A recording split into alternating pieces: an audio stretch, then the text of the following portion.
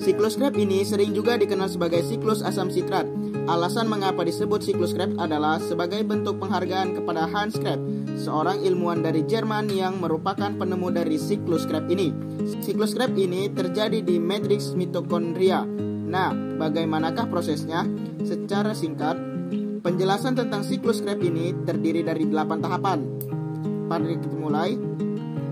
Pada tahap yang pertama, asetil-CoA yang memiliki 2 atom karbon merupakan hasil dari dekarbonisasi oksidatif akan mengalami kondensasi bersama dengan senyawa oksalatat yang memiliki 4 atom karbon, sehingga antara gugus AC dan oksalasetat membentuk ikatan menjadi senyawa berkarbon 6 yang dikenal sebagai sitrat atau asam sitrat.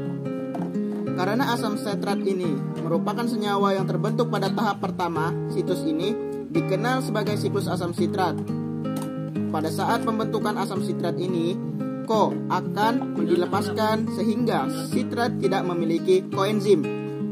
Nah, enzim yang berperan pada tahap pertama ini adalah sitrat sintase. Selanjutnya, pada tahap yang kedua, sitrat akan mengalami perubahan menjadi isositrat yang masih memiliki karbon 6. Karena reaksi yang terjadi pada tahap ini hanya isomisasi atau pengubahan dari satu senyawa menjadi senyawa lain yang masih memiliki rumus senyawa yang sama. Nah, pada tahap ini terjadi 2 reaksi, yaitu pelepasan molekul air atau H2O yang prosesnya dikenal sebagai dehidrasi. Namun kemudian pada tahap ini juga terjadi proses penambahan molekul air yang prosesnya dikenal sebagai hidrasi. Proses pengubahan sitrat menjadi asam sitrat ini dikatalis oleh enzim akuntase. Pada tahap yang ketiga, isositrat yang memiliki karbon akan diubah menjadi alfa ketoglutarat yang memiliki 5 atom karbon. Sehingga pada tahap ini akan dilepaskan ikatan, yang berarti ada elektron yang dilepaskan pula. Elektron yang dilepaskan ini akan diterima oleh NAD+, sehingga membentuk NADH. Pada tahap ini pula terjadi proses dekarboksilasi atau pengurangan karbon berjumlah 1 karbon. Nah, 1 karbon ini akan membentuk CO2. Enzim yang berperan adalah isositrat dehidrogenase. Tahap yang keempat, alfa ketoglutarat yang memiliki 5 atom karbon akan diubah menjadi suksinil koenzim A yang memiliki 4 atom karbon. Berarti pada tahap ini juga terjadi dekarboksilasi atau pelepasan 1 karbon. Nah, 1 karbon ini akan membentuk molekul karbon dioksida polar. Selain itu, pada tahap ini pula terjadi reduksi NAD+, sehingga membentuk NADH.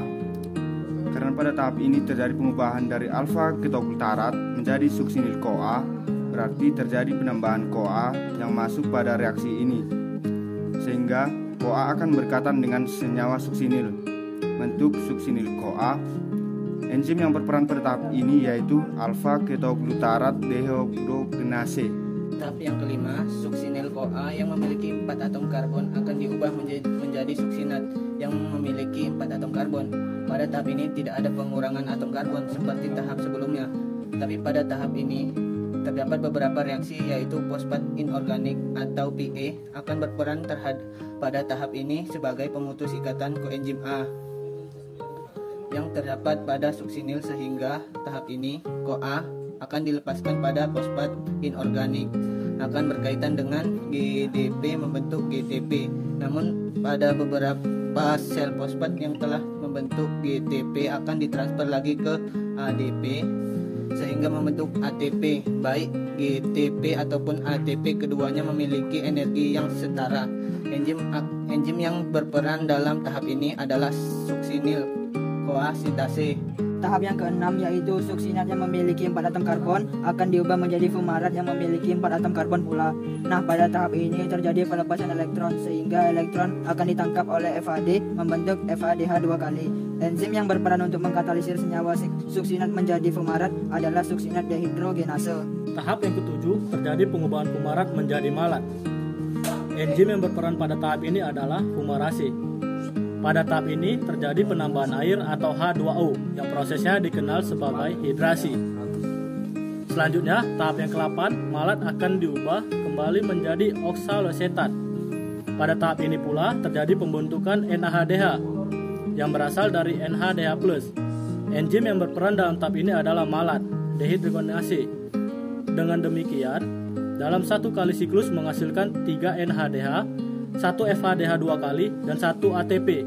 Karena pada dekarboksilasi oksidatif menghasilkan 2 aseto-CoA. Berarti pada siklus Krebs ini menghasilkan 6 NHDH 2 FADH 2 kali dan 2 ATP.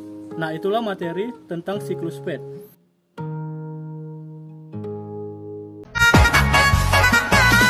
Apaan tuh?